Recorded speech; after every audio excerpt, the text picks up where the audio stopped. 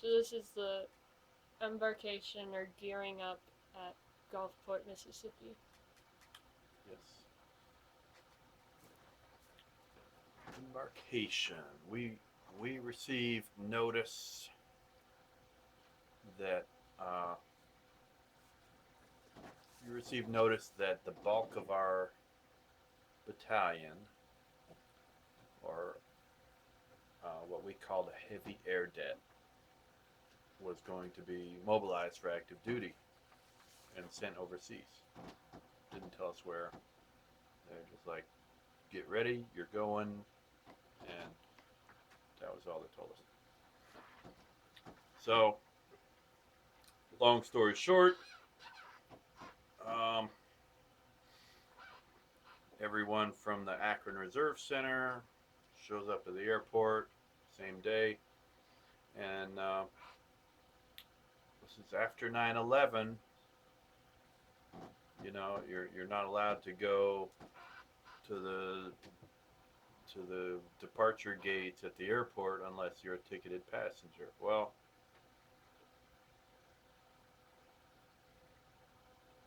I don't know. Everyone at Akron Canton Airport was very patriotic that year. I don't know, but they gave us special permission for our families to see us off at the gate. The departing gate of the. They booked a bunch of seats on a civilian airline, and they let our families come and see us off, and give us hugs and kisses, and it's pretty cool. And the airport itself, the airline, pretty much gave us a hero send off. Like, hey, these guys are going to war to defend our country. Give them a round of hand, and a handshake, and it's pretty cool. And gotta say, my employer did the same. You know, gave me a hero send off, and a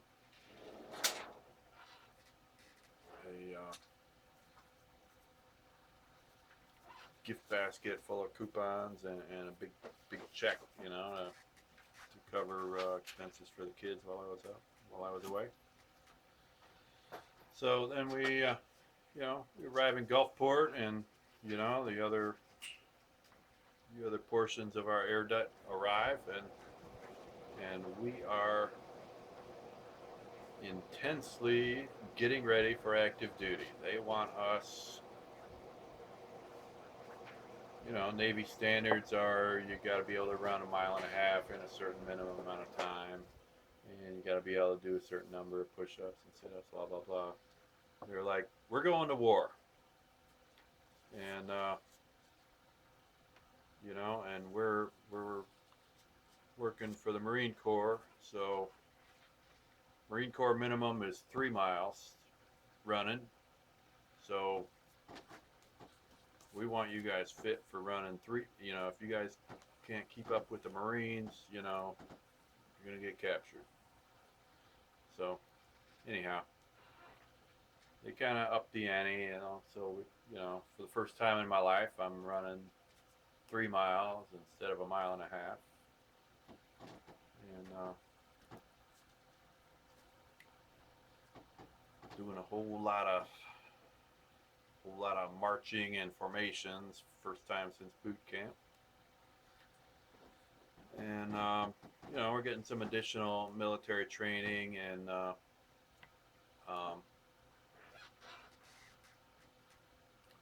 they're, they're teaching us about tactics, convoy tactics, urban warfare tactics. We're basically lessons learned from the Iraq War to that point. This is 2007. Um, we were basically losing the war at that time. This is before the surge.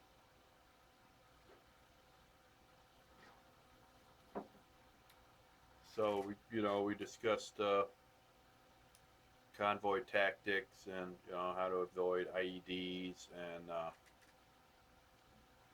and car bomb attacks. Um, Boy, we did a lot of training on uh,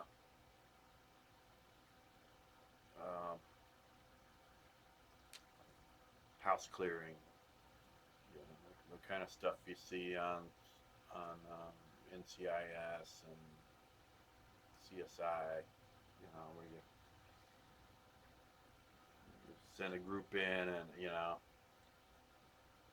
everyone everyone's checking their area and yells clear as they finish checking their area until everyone has yelled clear. So anyway,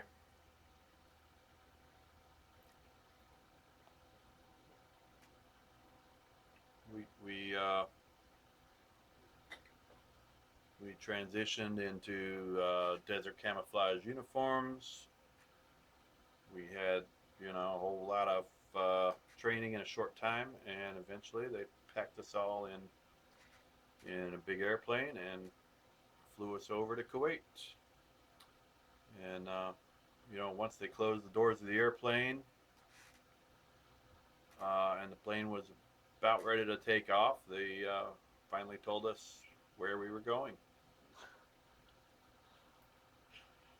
The saying in the Navy is loose lips sink ships. So they wanted us to be very secretive about what we were doing, when we were doing it, and they made it easy by telling us very little in advance. So we were not easy targets. We were in a civilian aircraft. We stayed in that aircraft until we were in Kuwait on a military base. Excuse me. And it was quite an adventure.